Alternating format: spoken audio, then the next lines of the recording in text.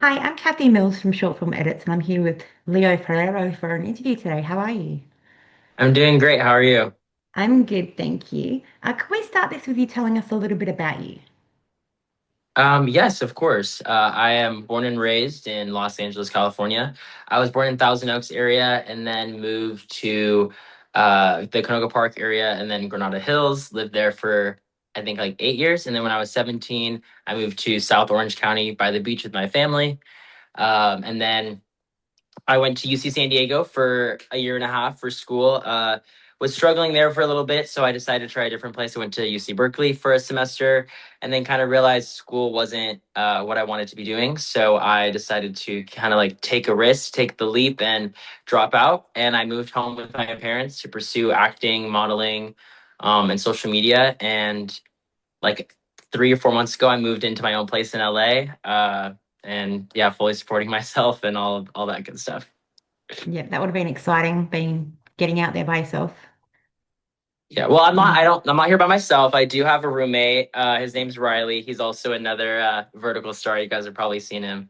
But yeah, he's the best. I love living with him. Oh, that's good. Love that. Okay, so what inspired you to start acting? I've been acting since like for as long as I can remember. Since I was little, I was doing like community theater.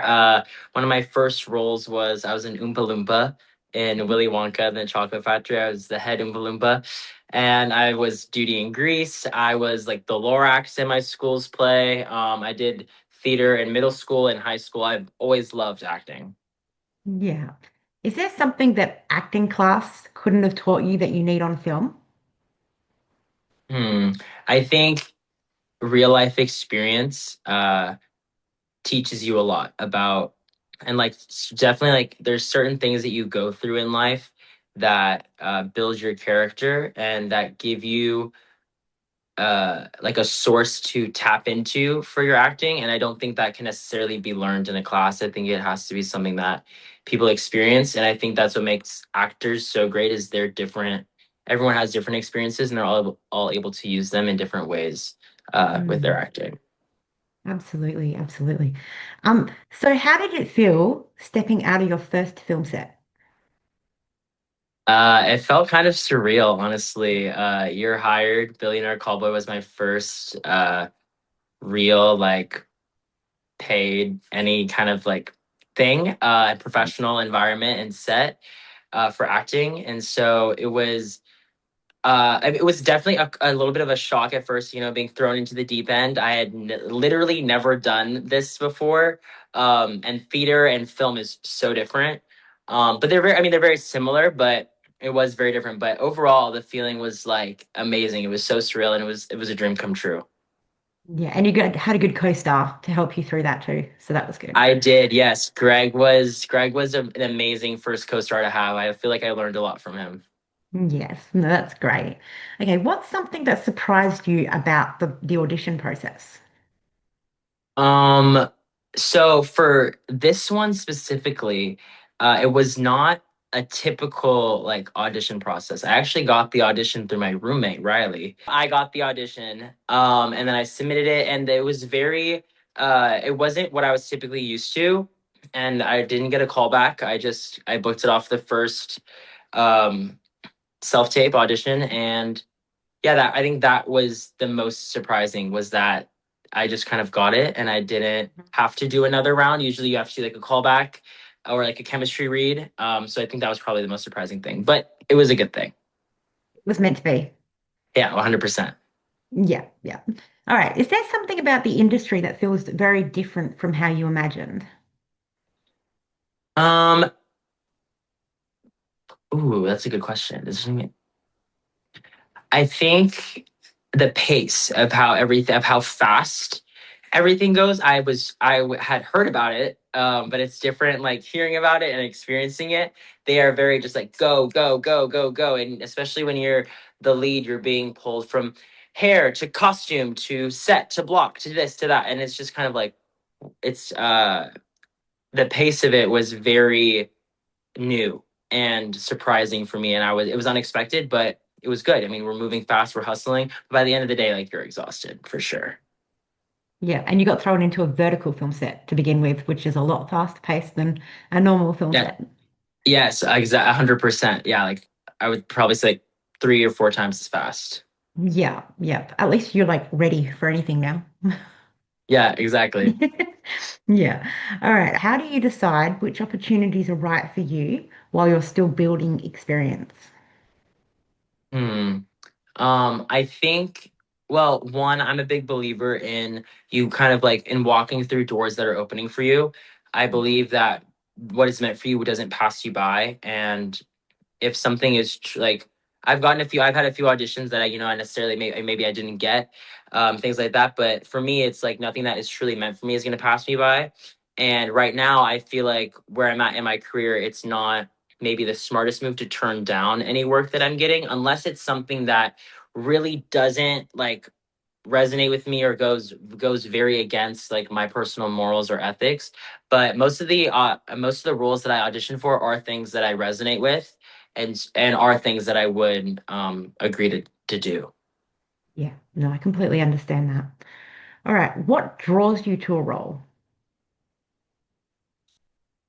The heart of the character, Hmm. the core of the character, I feel like is the most enticing thing to me. Really, um, unpacking them and learning our similarities, our differences, because like for Elio, me and Elio are very similar in a lot of ways, but also very different in a lot of ways. Yeah. And so I think, yeah, it's definitely the core of that of the character, and learning that is like that was kind of what draws me in. Yeah, of course. All right. What do you look for in a scene partner?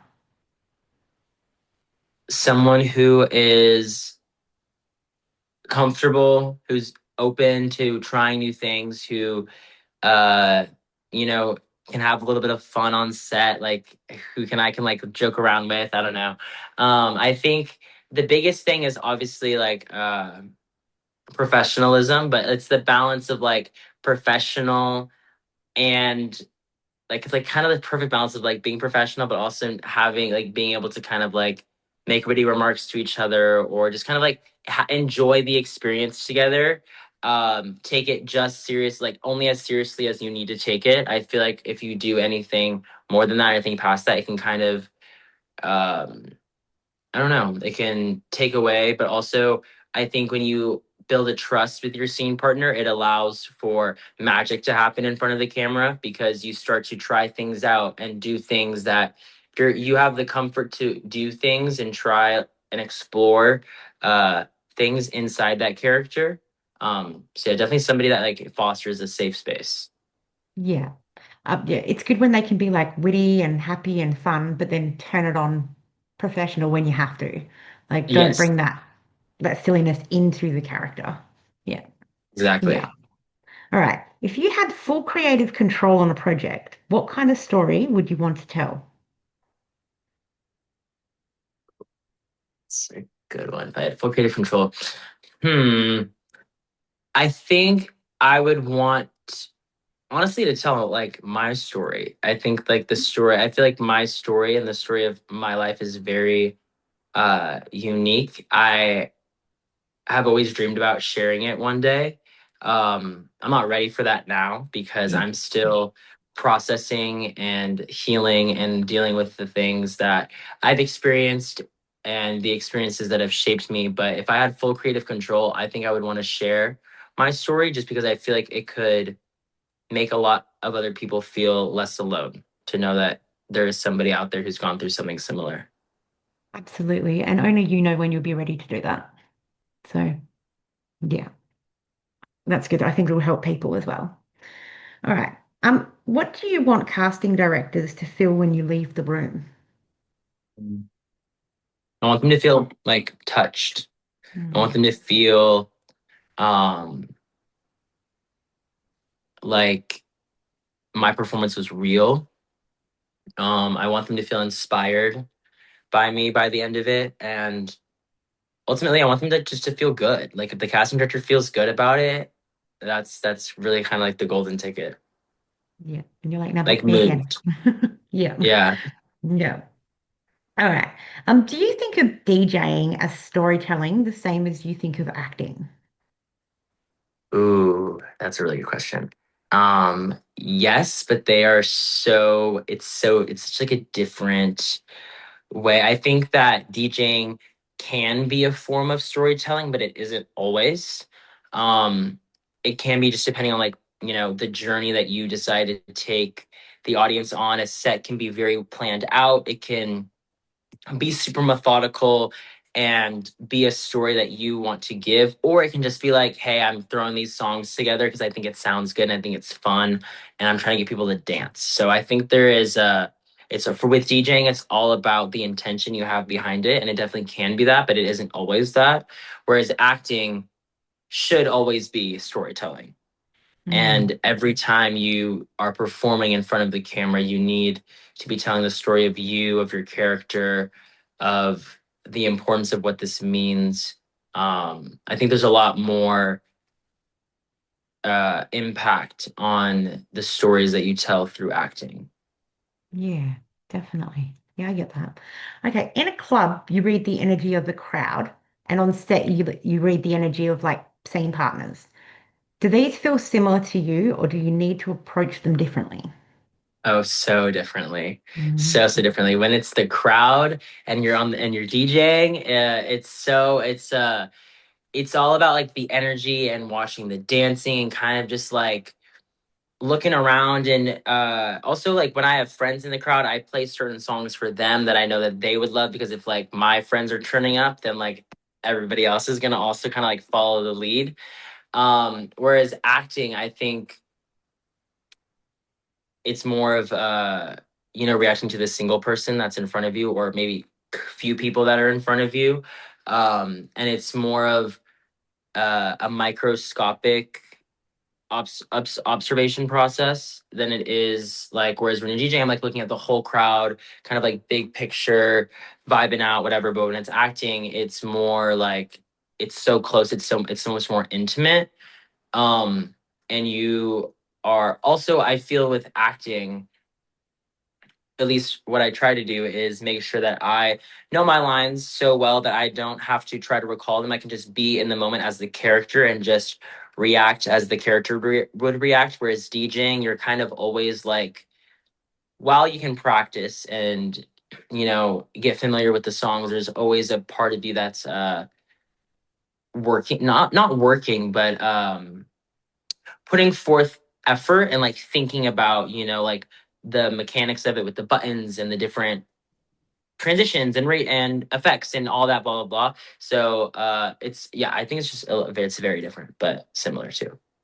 yeah, yeah. So, like in acting, you obviously read your scene partner and how they're going with their lines and react accordingly. How do you react to the audience with as a DJ? Do you just go by like how much dancing they're doing, or if the music's gone a bit more mellow and they've just stopped dancing type thing? How do you react differently to that? I kind of look around and I'm observing the crowd. If I see too many people like starting to talk, not that talking is bad, but like Mm. kind of like transition from dancing to talking, okay, maybe I'll put on a song that I know is just gonna get everybody on the dance floor like bumping, bumping, bumping. Or if it's I feel like the crowd's energy is kind of dipping, maybe I'll give them a little break with like a chiller song and then bring it back in. But it's more I feel like it's definitely more about like reading uh the energy of the crowd and the interactions between the people in the crowd, and adjusting accordingly with that. Mm. Do you go into DJing with like, do they ask you to have specific songs in some of these, or do you get to make them up? A little bit of both. So sometimes it'll be like most of the time it's a theme. So like you go to an event and it's like, okay, we want chill house vibes, and you play chill house vibes. Or if it's someone's birthday, they'll have a playlist of their favorite songs that you want to make sure are included or played. Or if it's like a theme, like a 2016 night, okay, then you're only playing songs from 2016. So like kind of different things like that. Yeah. Okay. Cool. All right. When a camera is pointed at you for a fashion shoot versus a film scene, how does your internal dialogue change for them? Hmm. when it's a model and it's a photo, when I'm modeling and it's a photo shoot, Mhm. I'm very like, okay, keep it skinny, keep it tucked, and just like don't breathe. Um, and I'm like I'm focusing on like the poses and like which like what kind of face to make and all of that stuff. Whereas when I go into a scene acting, I try not to think about that at all because I want to just fully be the character that I'm supposed to be and let my reactions and my body language and my movements and my choices be real and authentic for how that character would do it in the moment. Whereas modeling is more like it's very like intentional of like I am doing this for the camera. Yeah. Do you think modeling made you feel more uncomfortable in front of the camera for film? Oh, 100%. Yeah. My modeling experience and also just like being on social media and just talking in front of a camera, being so used to like seeing myself on camera, it wasn't a big like I know yeah, it wasn't as big of a shock. It definitely helped prepare me a little bit. Yeah. I guess it would be different too because the cameras for verticals are like very, very close to you compared to like other cameras when you Yes. do this. Yep. Yes, I wasn't I on that was another thing that kind of surprised me was how close they are, but at the same time for different like photo shoots or like social media content creation, the camera usually is pretty close. Especially for like close up like product shots when they're trying to get specific movements or like a specific close up, you have the camera literally right there. Yeah. Yeah. It'd be a bit intimidating at first, I guess. It's like right there. Yeah. Yeah. All right. Has any of your careers ever made you better at another? Hmm.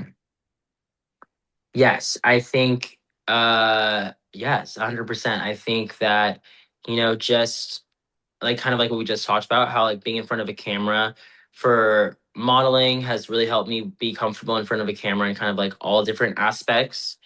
I also think that like acting and I don't know. It's interesting to think about, but I think like acting and DJing in the sense of like reading energies and reading people has kind of translated into one another. I feel like I've become very good at reading people and picking up on different like just body language, different micro movements, facial expressions, kind of things like that. And then the social media, I think being so comfortable with uh, you know just doing I've been asked to do a lot of different things on camera for social media. And so when I get asked to do, sometimes some more interesting things, let's say for a vertical or for anything, I'm already kind of just like, okay, whatever I've like done. This isn't my first rodeo. It kind of just gets you over that initial like hurdle. Yeah. The confidence is already there because you've done it before. Yes, exactly. Yeah. Yeah. Okay. What does performance mean to you at its core? Mm. Expression. Mm. Expression of you, of your art, of whenever you're performing, you are giving a piece of you to the audience to see, and you are sharing it raw, vulnerable, exposed. I think it's a very beautiful thing to, if you allow it to be, to share what you want to give to the audience and leave them with something that impacts them, inspires change, all those things. Mm. So the next question, you could take this over any of your work, but how do you make similar roles feel unique? Ooh.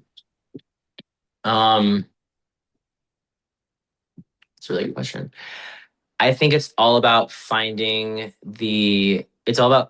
around with the character, but also remembering and reflecting on what you've done in the past and making an effort to make sure that it's not the same and to make new choices and to make different choices to allow yourself the space, the creative space to explore new things and try new choices. And you know that's one of the beautiful things that I love about film is that theater, when you're doing theater, it's live, and you have the chance to explore new things and do new things, but only really in rehearsal. I mean, sure you can do it live, but you never know how it's going to play out. Whereas with it when it's film, you have so many rehearsals, you have so many blockings before it, and you have so many takes, and you can Mm. do something different each time for a different take, and kind of go off the director's feedback, or you feel what's right to you in the moment. But I think it's all about making the conscious effort to be different and explore and try new things and step out of your comfort zone. Yeah, I guess when it's live, it's very hard to improv just in case, like you said, it doesn't sit well or it can throw everybody else off as well. Yes, exactly. Yeah, yeah. Okay, is there anything you want anyone to know about you or your work? Oh, oh shoot, I should have thought of this one before. Is there anything I want people to know about me or my work? Just that I love what I do so much, and I'm so grateful for the response that I have received since the vertical has come out, and I love all my new fans, and I appreciate them all so much. And I wouldn't be able to do it without you guys, and so Mm. I really am so grateful for the opportunity that this has allowed me and continues to allow me to explore different things and do what I love. Um, and yeah, just keep stay tuned because I'm always cooking on more stuff. Yeah, yeah. All right. What's a mindset you want to carry into every performance? I think the mindset that's most important to carry into every performance is just like one of authenticity. And I think just authenticity, realness, and like grace, like giving yourself the grace of like being imperfect.